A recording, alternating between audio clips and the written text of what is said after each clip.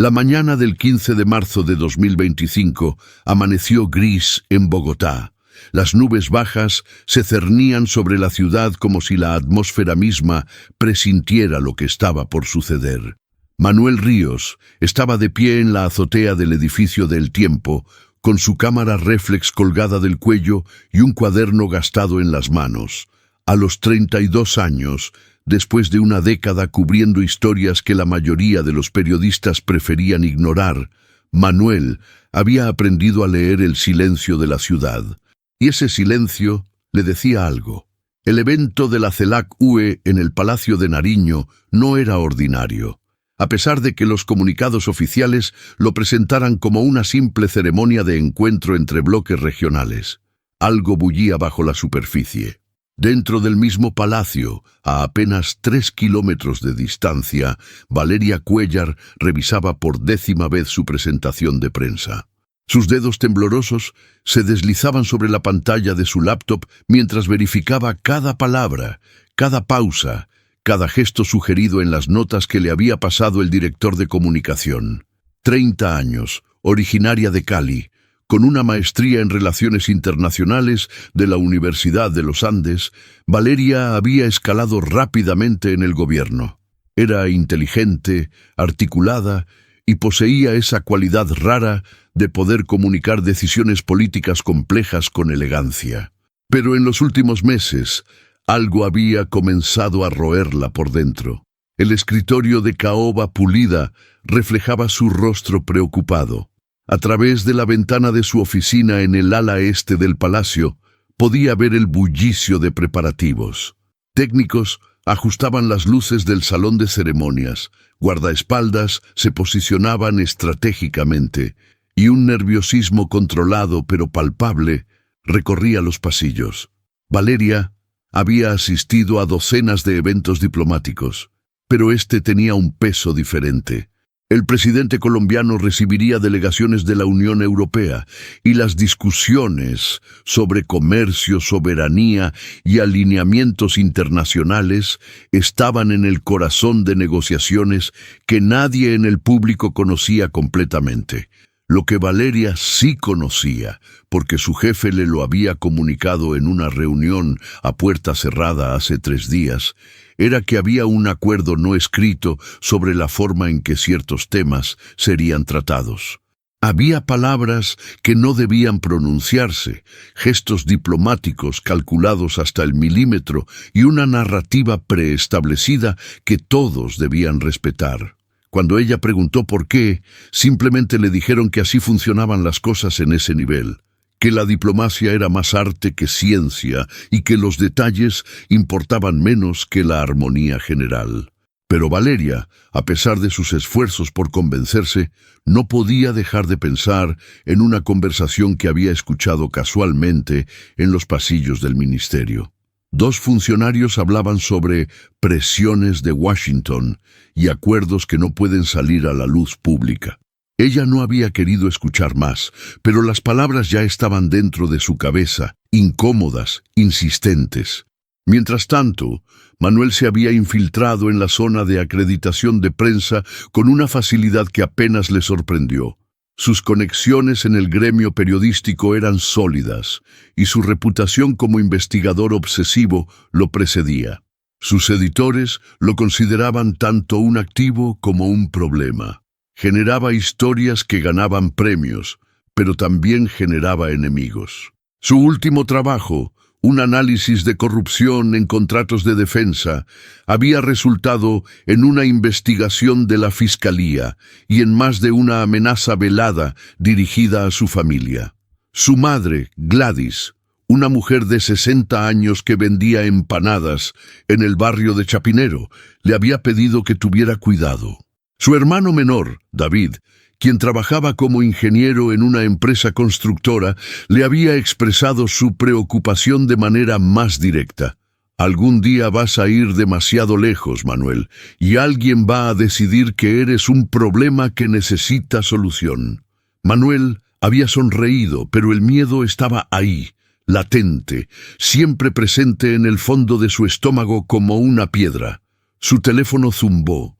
Un mensaje de su contacto dentro de la Casa de Nariño, alguien que prefería mantenerse anónimo y a quien Manuel solo conocía como Centinela. El mensaje era breve, algo raro en los protocolos. Cambio de último momento en el orden de ceremonias. Ten cuidado hoy. Manuel guardó el teléfono y frunció el ceño. Centinela rara vez se comunicaba, y cuando lo hacía, siempre había una razón sólida. Entró en el salón de ceremonias cuando ya estaban colocando los últimos detalles. El espacio era imponente, columnas blancas, cortinajes de terciopelo rojo y una decoración que combinaba símbolos colombianos con el azul y la dorada de la Unión Europea. Los delegados internacionales comenzaban a llegar, acompañados por sus asesores, sus traductores, sus fotógrafos. Manuel se posicionó en la zona de cobertura de medios, con su cámara lista, observando. Sus ojos, entrenados por años de perseguir historias, buscaban anomalías, un guardia en posición incorrecta, un funcionario que se comunicaba con signos en lugar de palabras, un funcionario cuya expresión revelaba más ansiedad de la que la ocasión justificaba. Valeria acababa de terminar su reunión preparatoria cuando uno de los asistentes le informó que el presidente deseaba hablar con ella antes de la ceremonia. Su corazón aceleró. Era inusual, pero no inquietante. Caminó por los pasillos que había recorrido cientos de veces, bajo las miradas de retratos de presidentes pasados, cuyos legados estaban manchados por escándalos, conflictos y decisiones cuestionables. La historia política colombiana no era una línea recta hacia la mejora. Era un ciclo de esperanza y decepción, repetido generación tras generación. La reunión fue breve. El presidente, un hombre en sus 60 años, con un aire de autoridad cansada, simplemente le dijo: «Hoy es importante que mantengas la narrativa clara. Las decisiones que tomamos aquí son por el bien del país, aunque no todos lo entiendan inmediatamente. Tu trabajo es hacer que eso quede evidente». Valeria asintió, pero sintió cómo algo dentro de ella se contraía. La frase «aunque no todos lo entiendan» era el tipo de coletilla que precedía revelaciones incómodas. Las puertas del salón de ceremonias se abrieron. Los delegados tomaron sus asientos. Las cámaras comenzaron a registrar. Manuel, desde su posición estratégica, observaba cada movimiento. Valeria estaba en el escenario, de pie junto al micrófono, lista para conducir la ceremonia. Sus manos descansaban sobre el atril de madera pulida. Su sonrisa era profesional, segura, practicada. Pero sus ojos, si alguien hubiera estado mirándola con la intensidad con la que Manuel la miraba, habrían revelado una verdad diferente. Estaba asustada, no de una manera obvia, sino de esa forma que solo otros asustados reconocen.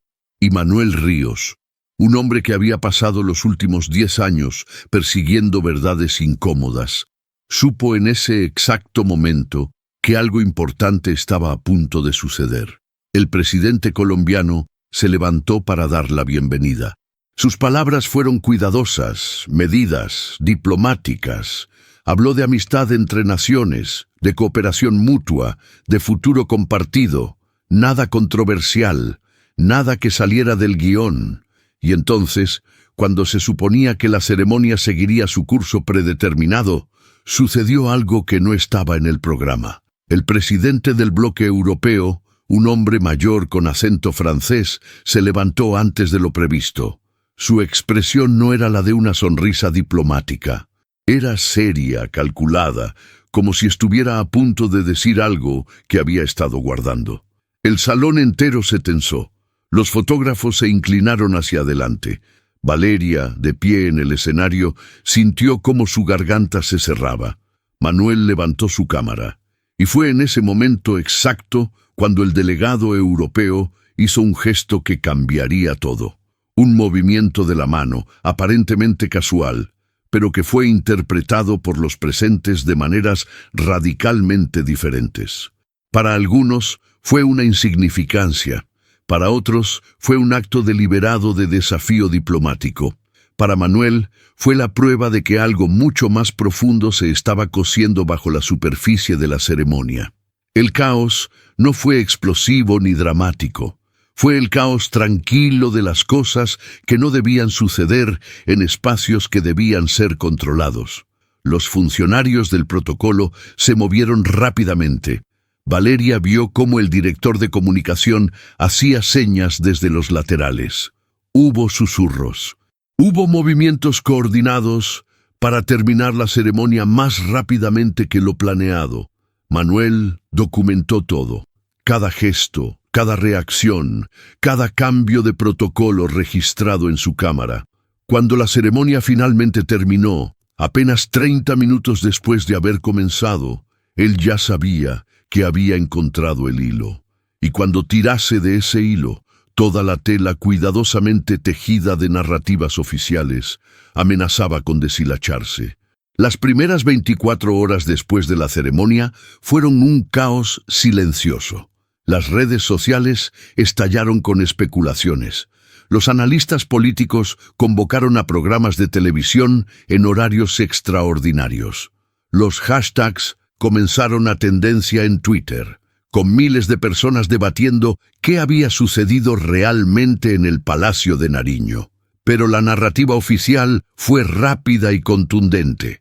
Había sido un simple cambio de protocolo debido a un problema logístico menor. Nada grave, nada digno de atención mediática sostenida. Los comunicados de prensa salieron desde el Ministerio de Relaciones Exteriores con la velocidad de un reflejo defensivo bien ensayado. Manuel no durmió esa noche. Estaba en su apartamento en el barrio de la Candelaria, en una habitación que funcionaba simultáneamente como dormitorio, oficina y archivo de investigaciones pasadas. Las paredes estaban cubiertas con fotografías impresas, fragmentos de documentos, líneas de hilo rojo conectando diferentes puntos en un tablero de corcho que ocupaba casi toda una pared. Era el espacio de alguien que vivía dentro de sus obsesiones. Su gato, un animal gris llamado Cervantes, dormía plácidamente sobre una pila de revistas mientras Manuel revisaba frame por frame el video que había grabado. El gesto del delegado europeo. Había visto algo en él, un momentáneo parpadeo de intención. No era una casualidad diplomática, era algo deliberado. ¿Pero qué? ¿Un movimiento de protesta? ¿Un mensaje codificado? ¿O simplemente el acto de alguien cansado de seguir el guión? Manuel pasó las imágenes una y otra vez, buscando contexto en los rostros de quienes lo rodeaban. El rostro del presidente colombiano había mostrado sorpresa, o más precisamente una ausencia cuidadosa de sorpresa que sugería que la conocía, pero fingía que no. Su teléfono vibró. Un mensaje de un número desconocido. «Deja esto solo, por tu propio bien». Manuel miró el mensaje durante varios minutos. No era la primera amenaza velada que recibía, pero el timing era demasiado perfecto. Demasiado rápido. Esto significaba que alguien lo estaba monitoreando, que sus actividades eran observadas. Guardó una captura de pantalla del mensaje y continuó trabajando. Al otro lado de la ciudad, en un apartamento en Usaquén, con vistas a las montañas, Valeria estaba pasando por su propia crisis. No había ido a la oficina. Había llamado para decir que estaba enferma. La verdad era que estaba aterrorizada. El gesto del delegado europeo no había sido espontáneo.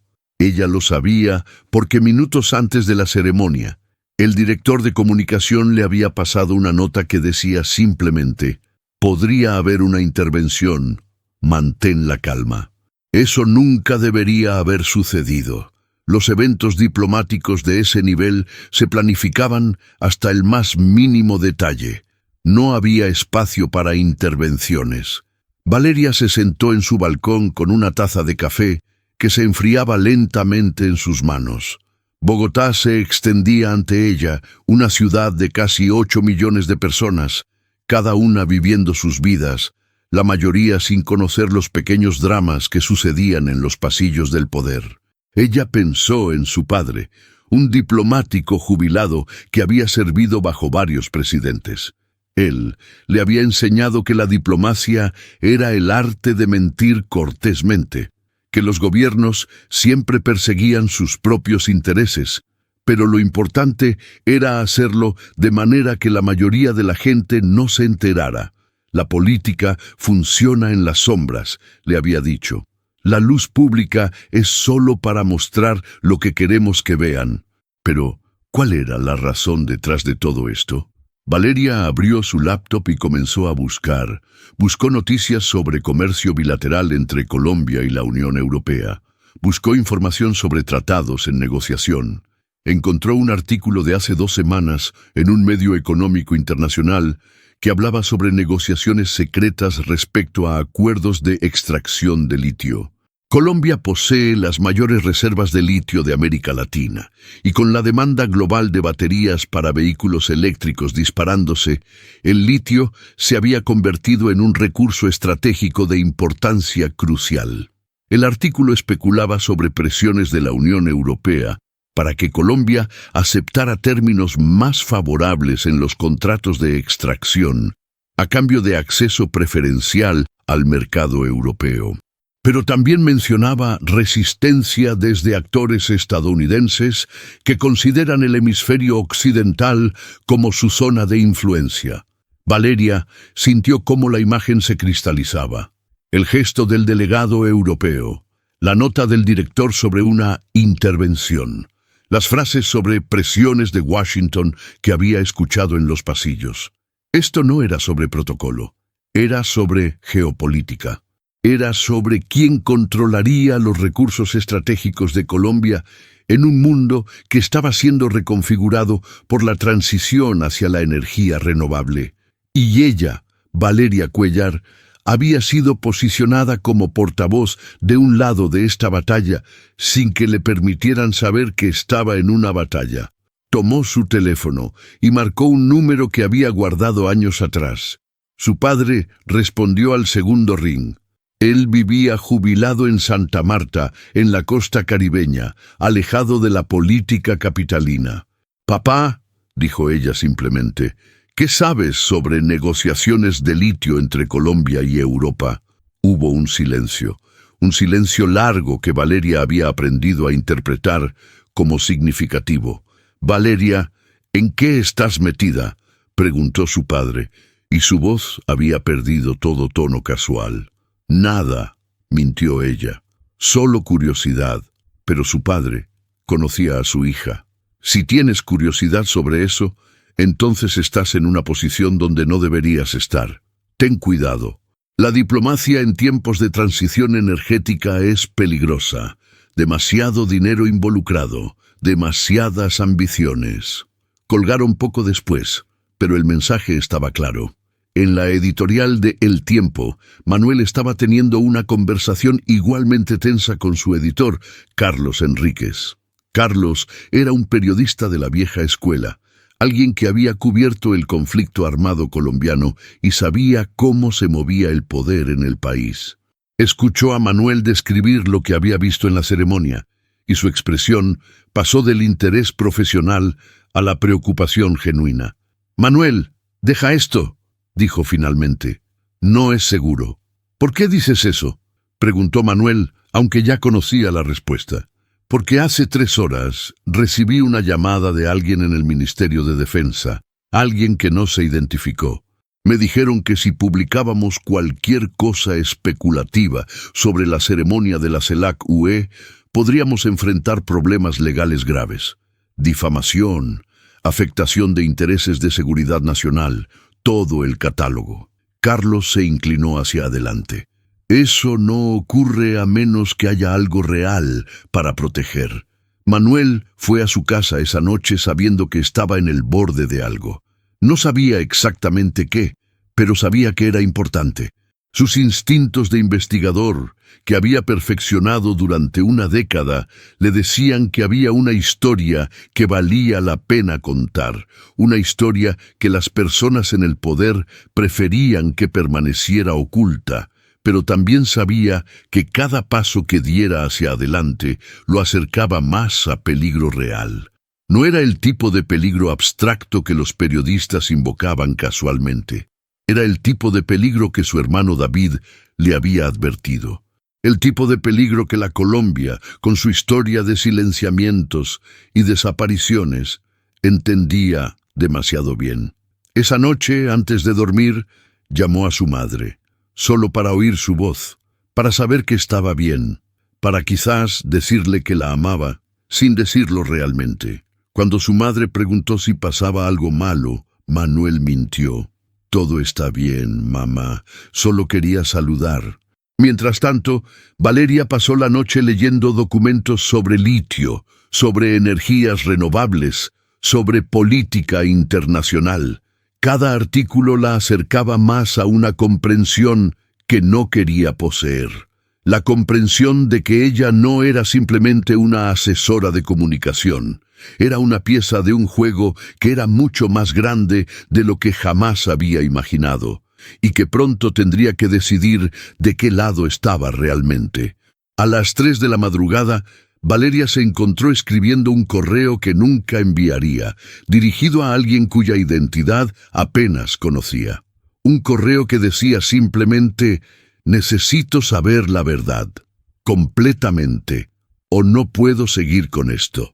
Guardó el borrador en su carpeta de borradores, sintiéndose como si estuviera a punto de cruzar un Rubicón desde el cual no habría retorno. La investigación de Manuel entró en una nueva fase cuando Centinela volvió a contactarlo.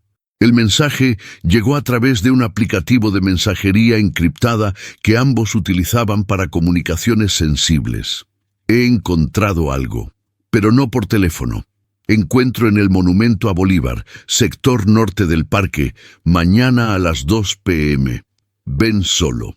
Manuel leyó el mensaje 3 veces, considerando las implicaciones. Centinela nunca lo había pedido que se reuniera en persona.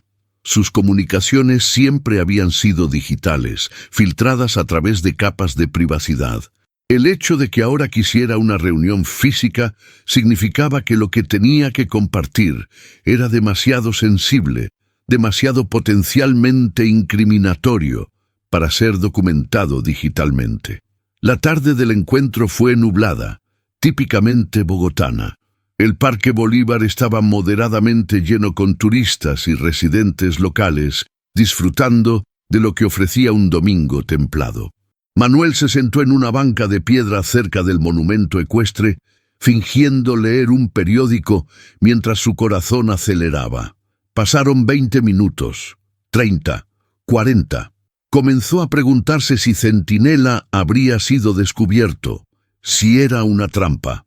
Entonces apareció un hombre de mediana edad, pelo gris, con un traje que parecía haber sido elegido deliberadamente para ser olvidable.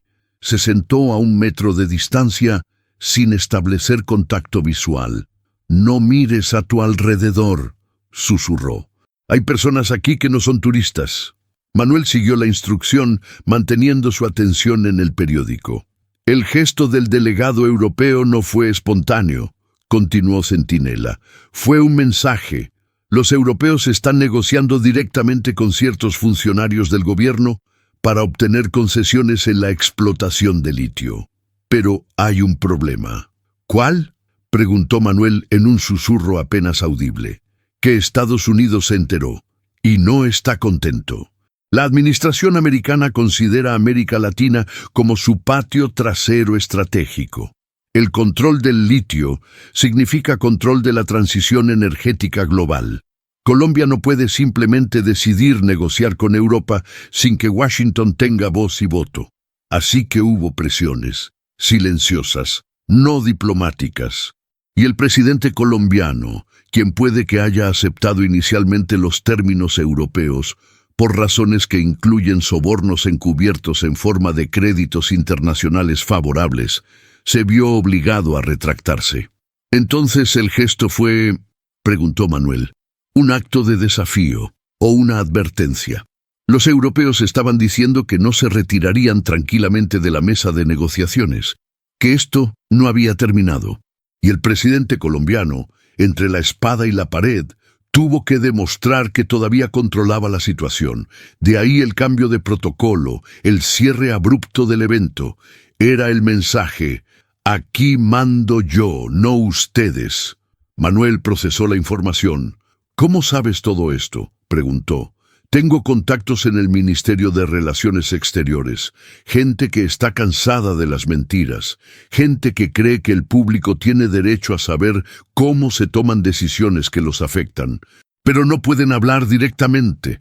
Deben usar intermediarios como yo. Centinela se movió ligeramente, como si estuviera incómodo. Hay más. Hay una funcionaria en la Casa de Nariño que ha estado cuestionando la narrativa oficial. Una asesora de comunicación que empezó a hacer preguntas peligrosas. La están monitoreando. Pueden intentar presionarla o desacreditarla. Ten cuidado con cualquiera que intentes contactar de ese círculo. Antes de que Manuel pudiera responder, Centinela se levantó. Eso es todo por ahora. Hay más, pero debo ser cuidadoso. Ya he dicho demasiado. Si publicas algo, hazlo de forma que no pueda trazarse hasta mí. Y se fue, desapareciendo entre la multitud de visitantes del parque como si nunca hubiera estado allí. Manuel se quedó sentado durante 10 minutos más, dejando que la información se asentara. Una funcionaria cuestionadora. La descripción encajaba con alguien que no sabía quién era, pero que sentía que debería conocer. Centinela no le había dado un nombre, pero había dejado un hilo. Y Manuel, a pesar del miedo que sentía, sabía que tenía que seguirlo. En ese mismo momento, Valeria estaba en su apartamento pasando por una crisis que era tanto emocional como ética. Había recibido un correo de su contacto anónimo dentro del ministerio, el mismo que la había alertado sobre la intervención durante la ceremonia. El correo era simple pero perturbador. Has estado haciendo preguntas. Detente. Por tu seguridad y la de quienes amas. El párrafo final era lo que más la había afectado. No eres la primera en notar que algo no está bien. La última fue transferida a una embajada en un país donde los salarios son la mitad de lo que gana en Bogotá. La anterior, antes de eso, fue acusada falsamente de filtración de información clasificada. El sistema se protege a sí mismo, Valeria, y protege a los que están en poder. Si no detienes de hacer preguntas, terminarás protegida de la misma manera. Valeria estaba en shock. La pura amenaza inmediata contra su persona era mala, pero la implicación más amplia era peor, que cualquiera que amenazara la narrativa oficial sería destruido, no violentamente, sino burocráticamente. Serían desprestigiados, marginados, exiliados dentro del sistema. Pensó en su padre de nuevo, en sus advertencias, en la lección implícita que su padre nunca había dicho directamente, pero que Valeria siempre había entendido, que en política el silencio es seguridad, y la verdad es un lujo que pocos pueden permitirse. Pero Valeria también pensó en algo más. Pensó en por qué había entrado en el servicio público en primer lugar.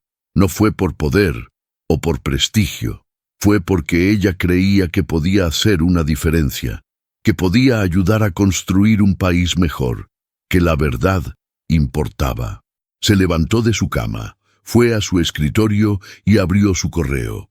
Comenzó a escribir un mensaje a alguien que apenas conocía, pero en quien intuía poder confiar. Un periodista que había conocido en una conferencia de comunicación estratégica hace 2 años. Alguien que ella sentía buscaría la verdad no importa cuáles fueran las consecuencias. Tengo información que el público necesita conocer, escribió. Información sobre las negociaciones de litio, sobre presiones geopolíticas, sobre cómo se toman las decisiones aquí, pero no puedo hacerlo sola. Necesito protección, necesito que otra persona conozca esta historia, para que si algo me sucede, la historia no muera conmigo. Dudó antes de enviar, pensó en las amenazas, pensó en su carrera, pensó en los años de educación y trabajo que había dedicado a construir su posición, y entonces presionó enviar. Tan pronto como lo hizo, sintió como si hubiera cruzado una línea que no podía descruzar, como si hubiera elegido un lado en una batalla cuyas reglas y riesgos apenas estaba comenzando a comprender. El destinatario del correo era Manuel Ríos. Manuel estaba en su casa, todavía procesando la información de Centinela, cuando el correo llegó. Lo leyó una vez, luego lo leyó de nuevo. Su instinto periodístico le decía que era potencialmente una trampa. Alguien que lo atraía hacia una historia que podría no ser real, o que podría ser construida para incriminarlo. Pero su instinto humano le decía algo diferente. Le decía que esta era una persona en peligro, alguien que había tomado una decisión que la estaba asustando, pero que la hacía sentir que finalmente estaba siendo honesta consigo misma. Escribió una respuesta. ¿Cuál es tu nombre? ¿Cómo sé que no es una trampa? La respuesta llegó dentro de minutos. Mi nombre es Valeria Cuéllar. Soy asesora de comunicación del gobierno. Y sí, probablemente estoy cometiendo el error más grande de mi vida, pero necesitaba que alguien supiera la verdad. Y tienes reputación de alguien que busca la verdad, sin importar cuáles sean los costos. Manuel sostuvo su teléfono, mirando el nombre, Valeria Cuéllar. Sí, la había visto en fotos de la ceremonia de la CELAC-UE, la mujer que estaba en el escenario cuando todo sucedió, la funcionaria que Centinela había mencionado como cuestionadora. Escribió: ¿Dónde nos encontramos? El lugar de encuentro que Valeria sugirió era un café en el barrio de Laureles, lejos de los circuitos diplomáticos y mediáticos que dominaban la zona centro de Bogotá. Un lugar donde dos desconocidos podían encontrarse sin levantar sospechas, donde el anonimato era el estado por defecto. Manuel llegó primero, pidió un café que no bebería y se sentó de espaldas a la pared, una costumbre desarrollada durante años de cubrir historias en áreas donde los periodistas no siempre eran bienvenidos. Valeria llegó 15 minutos después, y Manuel supo que era ella al instante. Se movía con una tensión controlada, como alguien caminando sobre vidrio. Llevaba ropa deliberadamente informal, un intento fallido de pasar desapercibida que solo le daba una apariencia de vulnerabilidad. Se sentó frente a él sin saludar, pidió agua sin gas, y durante un momento ambos simplemente se miraron. «Gracias por venir», dijo Valeria finalmente. Su voz era más frágil de lo que Manuel había esperado, basándose en cómo la había visto conducir la ceremonia de la CELAC-UE. «De nada», respondió él, «pero necesito saber que no es una trampa». «Si fuera una trampa», sonrió débilmente Valeria, «tendrían mejores formas de atraparte que enviar a alguien como yo a hacer el trabajo. Yo no soy espía. Soy una funcionaria que está teniendo una crisis de conciencia». Pasaron la próxima hora en una conversación en susurros, con Manuel haciendo preguntas y Valeria respondiendo con la precisión de alguien que había estado memorizando detalles, esperando la oportunidad de contarlos. Le contó sobre las reuniones en puertas cerradas, sobre los documentos que había visto, aunque no le permitían tomarlos o fotografiarlos, sobre las frases cuidadosas que sugerían que ciertos temas estaban fuera de los límites de la discusión pública, sobre cómo se había sentido cada vez más como una marioneta recitando un guión cuya autoría se le negaba. «El litio», explicó Valeria. «Es todo sobre el litio. Colombia está siendo presionada simultáneamente por Estados Unidos y la Unión Europea, cada uno queriendo asegurar términos favorables para sus propias industrias de tecnología limpia.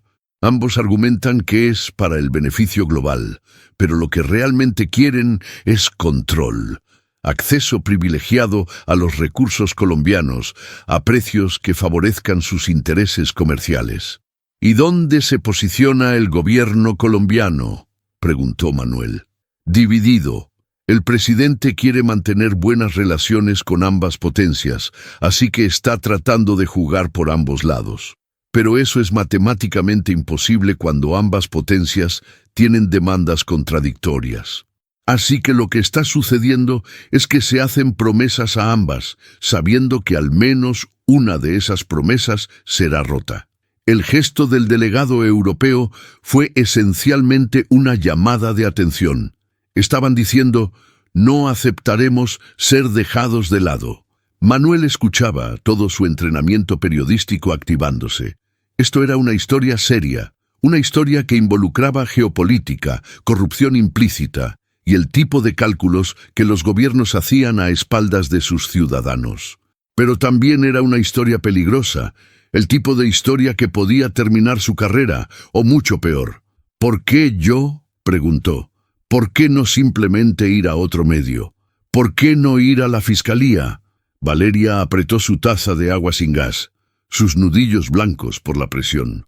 Porque la fiscalía está comprometida. Hay fiscal que son aliados del gobierno o que tienen sus propias ambiciones políticas.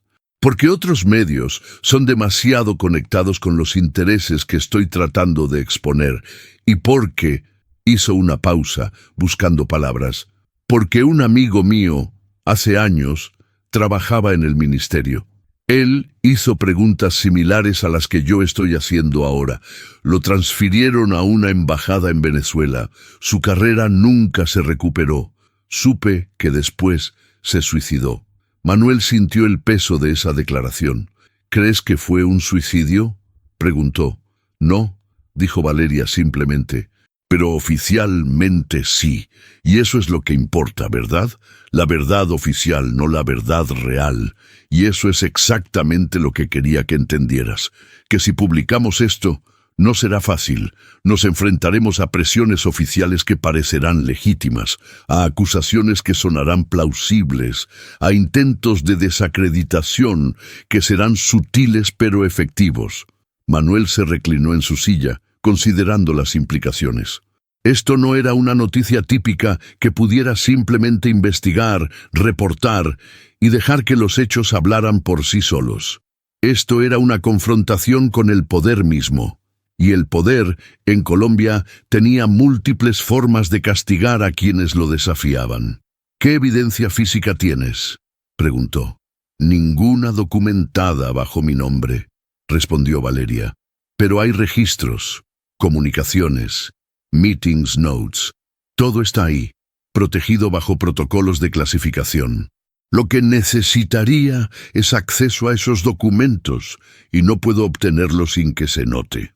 Manuel pensó en Centinela, en sus contactos dentro del ministerio, en si la red de fuentes que había construido durante años era lo suficientemente fuerte para extraer documentos clasificados sin que se generara un rastro detectable. Necesito tiempo para pensar, dijo finalmente. Esto es más grande de lo que imaginé, y más riesgoso. Valeria asintió. Lo entiendo, pero hazlo rápido. Cada día que pasa la situación cambia. Las líneas diplomáticas están calentándose. He escuchado que hay una segunda ceremonia programada en 2 semanas. Una reunión privada más íntima, donde supuestamente se resuelverán los asuntos. Si publicamos algo antes de eso, al menos será información en tiempo real. Si esperamos después, podremos reportar lo que pasó, pero ya habrá sido decidido, habrá sido hecho. Se levantaron del café sin haber resuelto los detalles operacionales. Pero algo había cambiado. Manuel y Valeria ya no eran simplemente personas persiguiendo sus propias agendas. Eran cómplices en una empresa que ambos sabían que los llevaría a aguas turbulentas. Esa noche, Manuel reunió a Carlos, su editor, en una locación segura. Un apartamento de un amigo en el barrio de Teusaquillo. Le contó todo, esperando que Carlos lo disuadiera, que le dijera que era demasiado riesgoso. Pero Carlos, que había sido periodista durante 30 años, simplemente asintió lentamente. Es una buena historia, dijo. Es una historia importante. Pero Manuel, necesito que entiendas exactamente qué estás eligiendo. Si publicamos esto y los hechos son correctos, seremos héroes. Habremos revelado una corrupción importante. El público lo sabrá. La historia será contada. Hizo una pausa. Pero si nos equivocamos, o si los hechos pueden ser interpretados de otras maneras, seremos destruidos. La publicación nos puede llevar a demandas legales. Nuestra credibilidad puede ser cuestionada y, miró a Manuel directamente a los ojos, las personas involucradas en exponer esto pueden estar en peligro real. Lo sé, dijo Manuel. ¿Lo sabes realmente?, presionó Carlos. ¿Sabes lo que significa? ¿Sabes que una persona que trabaja en el gobierno, que está ayudándote a exponer a su propio empleador, podría perder su carrera? ¿Podrían ser perseguidos legalmente? ¿Podrían ser exiliados dentro de su propio país? Valeria lo sabe, respondió Manuel. Ella hizo esta elección sabiendo los riesgos. Las personas que toman decisiones sabiendo los riesgos a veces no entienden completamente esos riesgos hasta que es demasiado tarde, dijo Carlos, pero luego asintió. Está bien, vamos a hacerlo, pero hacemos esto correctamente, documentamos todo, verificamos cada fuente, buscamos confirmación de múltiples ángulos, no publicamos nada hasta que esté herméticamente cerrado. Durante las próximas semanas, Manuel operó en la sombra. Contactó a Centinela y pidió que obtuviera documentos. Pasó noches investigando en bases de datos públicas, buscando patrones en los acuerdos comerciales, en los movimientos de funcionarios, en los flujos de dinero. Descubrió que ciertas empresas offshore, con conexiones a funcionarios del gobierno, estaban posicionadas para obtener contratos de consultoría en cualquier acuerdo de litio que fuera finalizado. Valeria, por su parte, estaba viviendo una vida de ansiedad constante. Se daba cuenta de que era vigilada. Había gente que la seguía, sutilmente. Había llamadas de números desconocidos que colgaban cuando ella respondía. Su jefe había comenzado a hacer comentarios casuales sobre cómo sus perspectivas sobre ciertas políticas parecían haber cambiado recientemente. Pero ella continuaba yendo a trabajo, continuaba asistiendo a meetings, continuaba escuchando y documentando. En una ocasión, pudo fotografiar con su teléfono un documento clasificado durante una reunión. Los riesgos aumentaban cada día. 2 semanas después del encuentro en el café, todo cambió cuando Centinela contactó a Manuel con urgencia. He obtenido lo que pediste, pero no puede esperar. Las cosas se están moviendo más rápido de lo anticipado. Hay documentos que confirman pagos hacia cuentas offshore. Hay emails que muestran que los negociadores estadounidenses amenazaron con sanciones comerciales si el gobierno no abandonaba las negociaciones con Europa. Todo está confirmado, Manuel.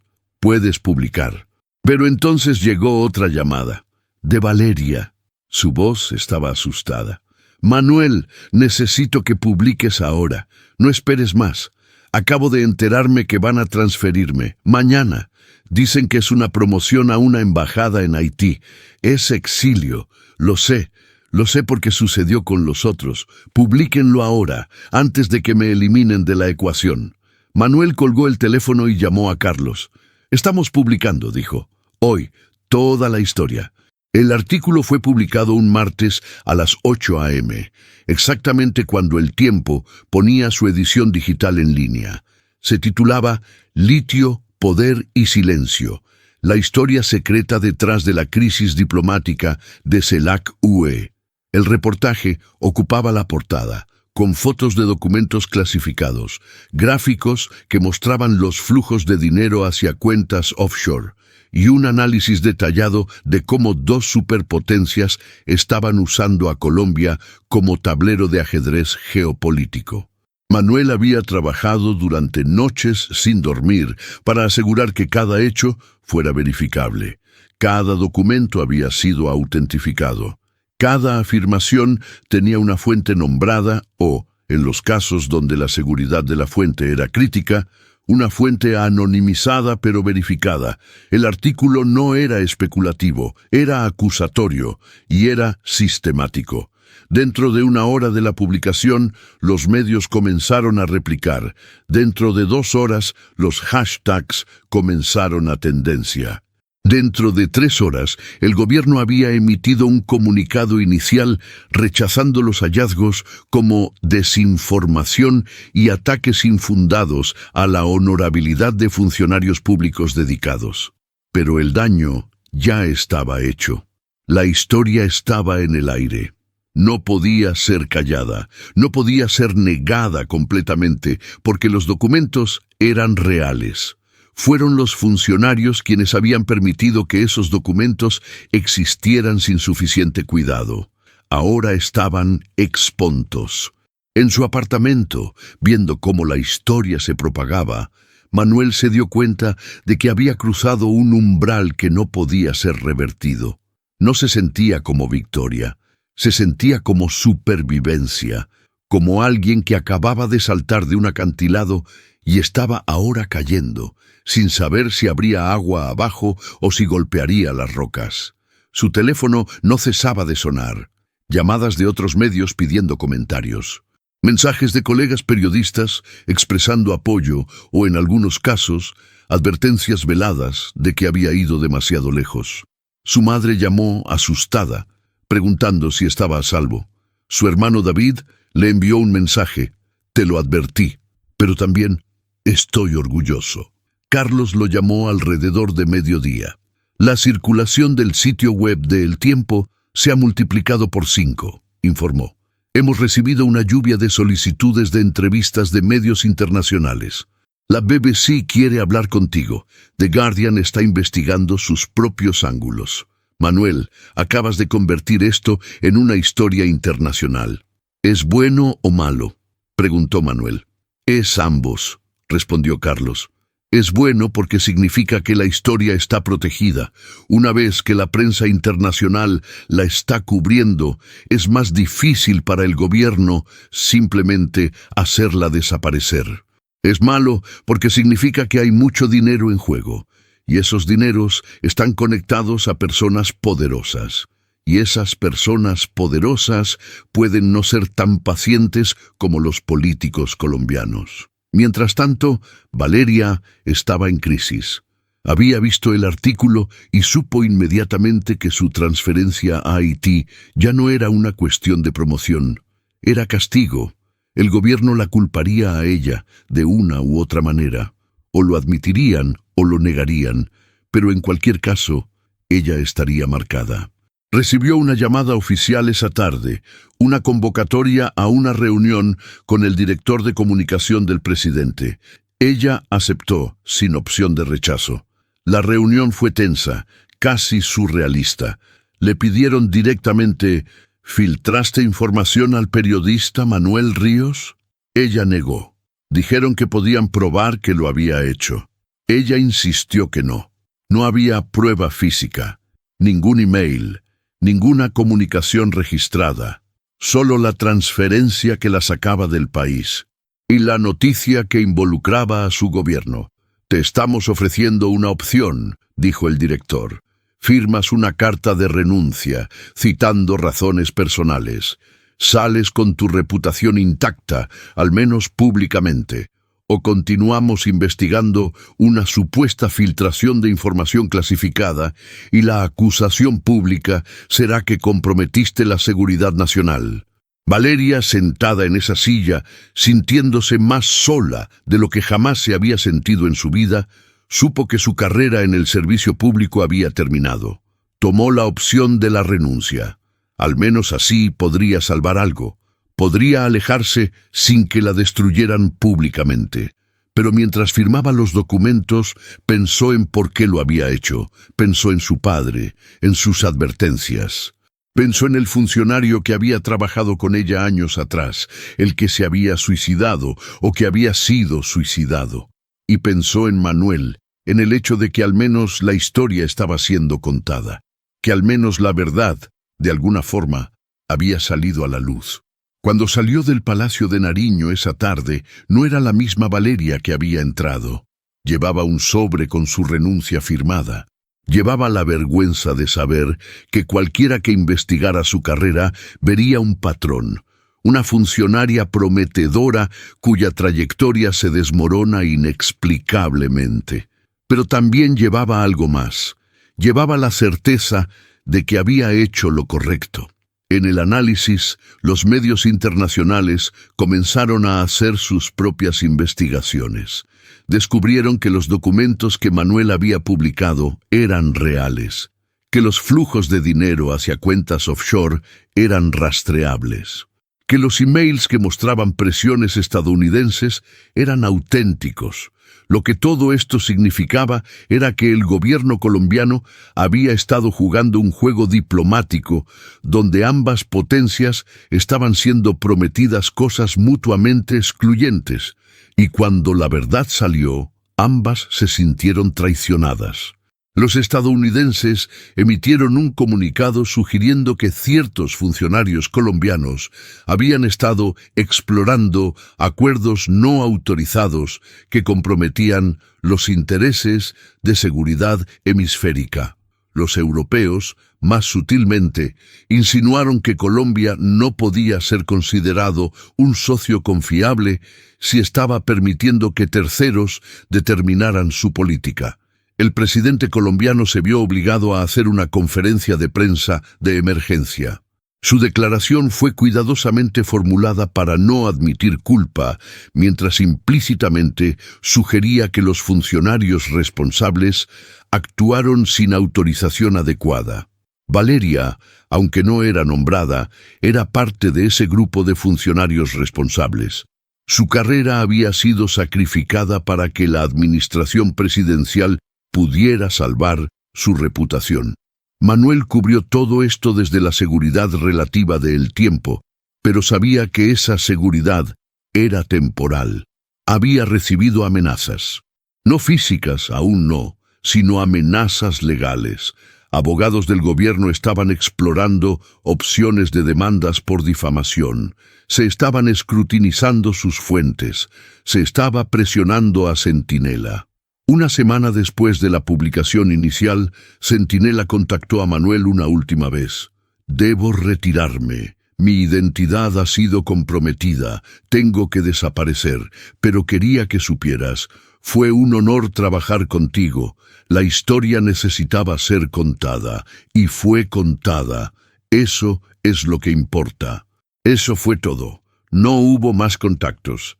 Manuel nunca supo si Centinela fue protegido en algún lugar seguro, si fue exiliado de facto, o si enfrentó consecuencias más severas. Solo supo que su fuente más confiable se había esfumado. 2 semanas después del artículo, Manuel recibió una visita. Valeria apareció en la puerta de su apartamento de la Candelaria. Llevaba una maleta pequeña. Le dijo que se iba del país por un tiempo, que tenía una oferta de una universidad estadounidense para enseñar diplomacia y comunicación política, que necesitaba alejarse de Colombia mientras las cosas se calmaban. Se sentaron en el balcón del apartamento de Manuel, mirando la ciudad. Bogotá continuaba, indiferente a las tormentas políticas que ocurrían en sus pisos más altos. Millones de personas vivían sus vidas, trabajaban, comían, dormían, sin saber que sus gobiernos estaban siendo manipulados por potencias extranjeras, que las decisiones que los afectaban estaban siendo tomadas en salas cerradas basadas en cálculos que no tenían nada que ver con el bienestar de los ciudadanos. ¿Arrepentida?, preguntó Manuel. «No», respondió Valeria después de un largo silencio. «Mi carrera terminó. Tendré que comenzar de nuevo desde cero, pero al menos sé que hice lo correcto. Al menos la verdad está afuera». Hizo una pausa.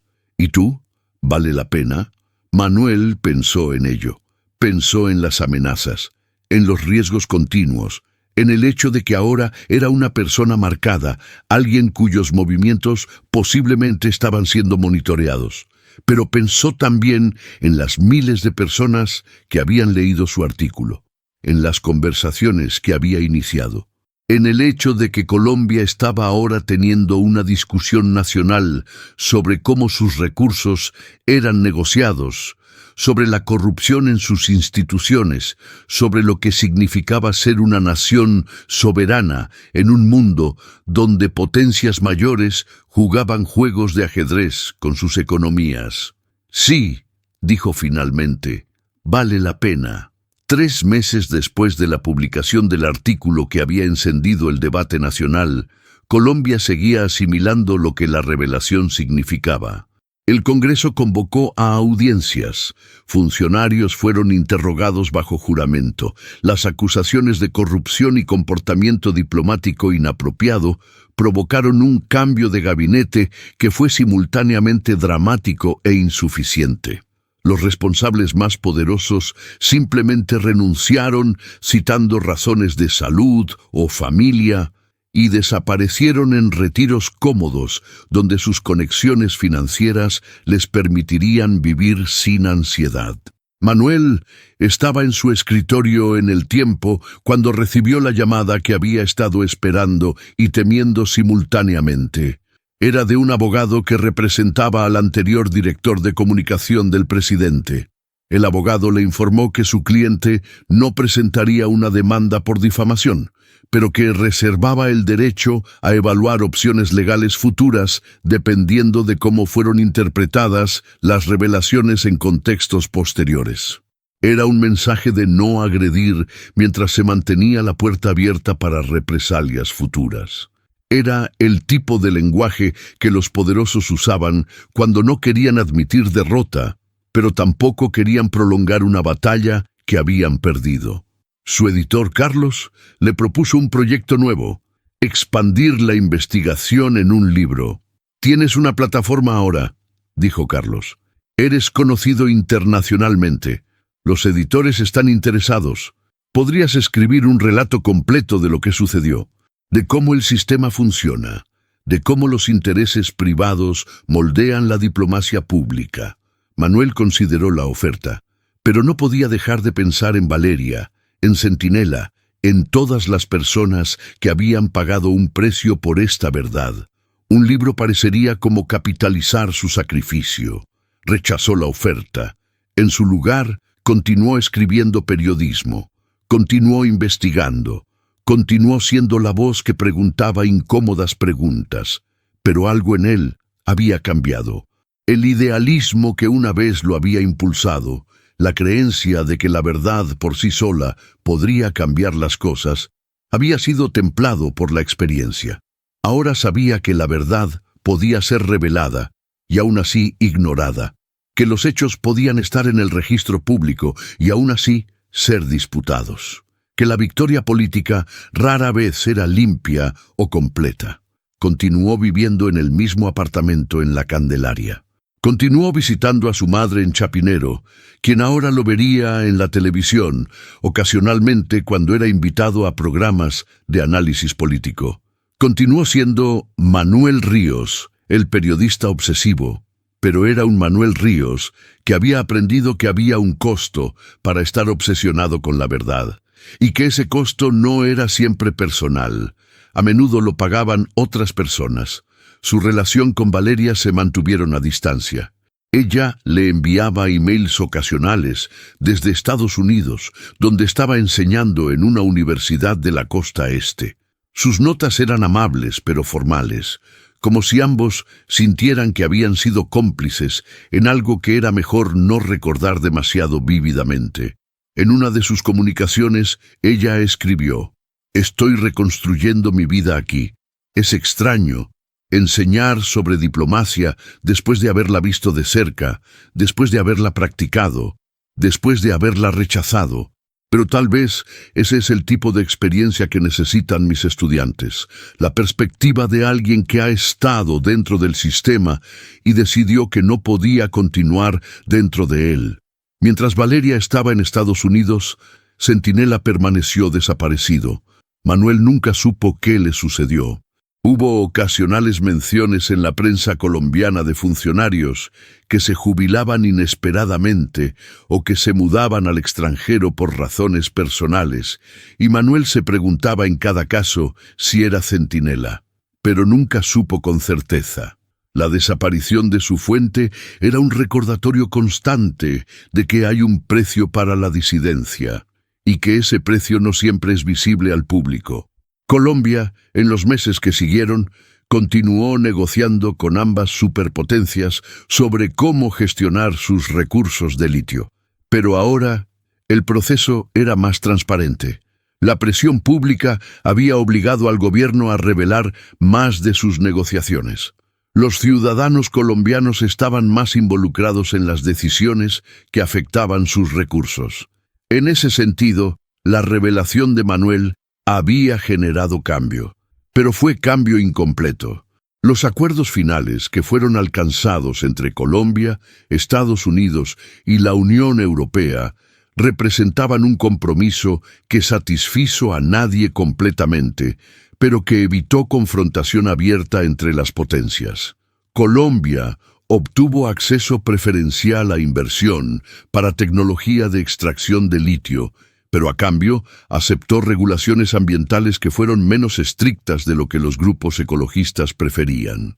Estados Unidos aseguró influencia sobre la cadena de suministro del litio, pero tuvo que compartir el acceso con socios europeos. La Unión Europea obtuvo acceso a recursos de litio, pero a términos que eran menos favorables de lo que inicialmente había buscado. Era la política funcionando como siempre funcionaba, negociaciones donde no había victores verdaderos, solo grados variables de derrota. Un año después de la publicación del artículo original, Manuel recibió una invitación inesperada. Una universidad colombiana, la Universidad Nacional, lo invitó a dictar un seminario sobre investigación periodística y ética en el reportaje. Aceptó. En su primera clase, a una sala llena de estudiantes jóvenes de periodismo, Manuel describió cómo había investigado la historia de la CELAC-UE. Describió sus métodos, sus fuentes, cómo había verificado información, cómo había sopesado los riesgos. Un estudiante levantó la mano. Era una joven, probablemente de 20 años, originaria de una ciudad pequeña en el interior del país. Preguntó, ¿fue worth it? Perdiste la amistad de tu fuente anónima. Tu seguridad fue amenazada. La persona que te ayudó tuvo que abandonar el país. ¿Realmente valió la pena el artículo? Manuel pensó en la pregunta durante un momento. Pensó en todo lo que había sucedido. Pensó en Valeria, en Centinela, en la cadena de consecuencias que se había puesto en movimiento cuando decidió tirar del hilo más fuerte. Depende de cómo definas worth it, respondió finalmente. Si define significa que cambió el mundo, que hizo que todo fuera diferente, entonces no. Colombia continuó siendo Colombia. La corrupción continuó. La geopolítica continuó. La gente continuó siendo explotada. Si worth it significa que reveló la verdad, que demostró que era posible desafiar el poder, que mostró a otros que la disidencia era posible, entonces sí, worth it. Pero el punto es este. Nunca sabemos completamente si una acción vale la pena hasta que miramos hacia atrás años después y vemos cómo se desarrollaron sus consecuencias. Hizo una pausa observando los rostros de los estudiantes, algunos asintiendo, algunos pensativos, algunos claramente asustados por la implicación de que buscar la verdad conlleva riesgos reales. Lo que sí sé, continuó Manuel, es que el periodismo sin riesgo no es periodismo. Es publicidad, es relaciones públicas, es cualquier cosa excepto una búsqueda de verdad. Si están aquí porque piensan que ser periodista es una carrera segura, donde documentan hechos sin consecuencias, se equivocan. Pero si están aquí porque creen que la verdad importa, que el público tiene derecho a saber cómo funcionan realmente sus instituciones, entonces estamos en el negocio correcto, el negocio peligroso de obligar al poder a rendir cuentas. Esa noche, después de la clase, Manuel caminó por los pasillos de la Universidad Nacional. Sus pasos resonaban en los corredores vacíos. Pasó por salas de conferencias, por oficinas de profesores, por las áreas de estudio donde estudiantes preparaban sus exámenes. Pensó en cómo cambiaría el país si cada uno de esos estudiantes, cuando se enfrentara con la corrupción, con la injusticia, con las verdades incómodas, encontraba el coraje para enfrentar esas verdades directamente. Pensó en Bogotá, la ciudad que lo había visto crecer, que lo había hecho periodista, que lo había puesto en colisión con el poder.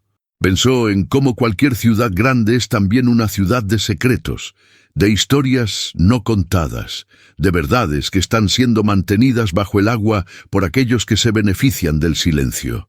Regresó a su apartamento en La Candelaria esa tarde. Encendió su computadora. Comenzó a escribir un nuevo artículo. Esta vez no era sobre litio o diplomacia. Era sobre un funcionario local que había estado aprobando permisos de construcción en barrios que necesitaban protección ambiental. Tema pequeño, locales, pero importante para las personas que vivían en esos barrios. Mientras escribía, recibió un email de Valeria. Su asunto era recordatorio. Manuel, solo quería escribirte porque hoy pasé por una tienda que vende periódicos colombianos y vi tu nombre en una de las noticias. Me hizo pensar en todo lo que ha sucedido, en lo que sacrificamos. Te pregunté hace un año si valió la pena y dijiste que sí. Un año después, creo que puedo estar de acuerdo contigo. Mi vida es diferente ahora, pero es mía. Tengo autonomía que no tenía cuando estaba en el palacio. Sigo enseñando sobre comunicación, pero ahora, desde un lugar donde no estoy, compo más sin mi integridad cada vez que hablo. Eso vale la pena. Te extraño, pero sé que estamos donde necesitamos estar. Quería que supieras que, aunque no hablamos frecuentemente, sigo pensando en nuestro trabajo juntos como una de las cosas más importantes que he hecho en mi vida. Simplemente quería que lo supieras. Valeria. Manuel leyó el email 3 veces. Sentía una mezcla de emociones que no podía completamente definir. Sentía gratitud, sentía melancolía, sentía la extrañeza de tener una conexión profunda con alguien con quien prácticamente no hablaba. Respondió: Valeria, tu email llegó en un momento en el que lo necesitaba. Acababa de terminar una clase donde un estudiante preguntó si el artículo valió la pena. Nunca tengo una respuesta clara a esa pregunta, pero tu email me da una. Porque aunque la verdad no cambió al mundo, cambió nuestras vidas. Y a menudo, cambiar vidas individuales, ayudar a personas a encontrar su integridad, es lo más cerca que podemos llegar al cambio real. Gracias por tu mensaje, y gracias por haber tenido el coraje de estar a mi lado en aquello. Te extraño también. Manuel. Durante los años que siguieron, Manuel continuó siendo un periodista investigativo conocido en Colombia. Sus historias ganaron premios. Fue amenazado ocasionalmente, pero nada escaló a violencia física. Valeria continuó enseñando en Estados Unidos, pero eventualmente regresó a Colombia, donde estableció un centro de ética en diplomacia y comunicación política. Su vida no fue ni perfecta ni sin complicaciones, pero fue auténtica. Centinela, quien quiera que fuera, nunca reaparecí públicamente, pero sus contribuciones a la historia permanecieron documentadas, aunque anónimamente. En cierto sentido, todos los funcionarios disidentes que prefieren el anonimato son centinela. Son los que están dispuestos a sacrificar sus nombres, sus rostros, sus reconocimientos públicos, en favor de la verdad. Colombia, en los años posteriores a la revelación, se convirtió en un caso de estudio internacional sobre cómo la revelación de secretos diplomáticos puede moldear la narrativa pública. Los académicos escribían tesis sobre ello. Los periodistas usaban la historia como un modelo de investigación colaborativa. Los políticos estudiaban cómo habían fallado en proteger información sensible. Pero para Manuel, para Valeria, el legado no estaba en los estudios académicos o en el análisis político. Estaba en el hecho simple de que habían demostrado que la verdad era posible. Que en un país donde la memoria había sido durante tanto tiempo un arma política, donde los secretos de gobierno era la norma, donde el silencio era tanto una estrategia como una supervivencia, dos personas ordinarias habían encontrado el coraje para ser extraordinarias. La última línea del artículo original de Manuel, la que casi había sido editada por ser demasiado personal, dijo: «En una democracia, el derecho del público a saber no es un lujo, es el fundamento sobre el cual todo lo demás se construye». Años después, esa línea aparecía en manuales sobre ética periodística, aparecía en discursos de defensores de derechos humanos, aparecía en carteles durante protestas. Una simple línea que capturaba la creencia que Manuel y Valeria compartían, la creencia que los había propulsado a través de miedo y peligro, la creencia que continuaba guiando a generaciones de periodistas que venían después, que la verdad importa y que algunas cosas valen el costo.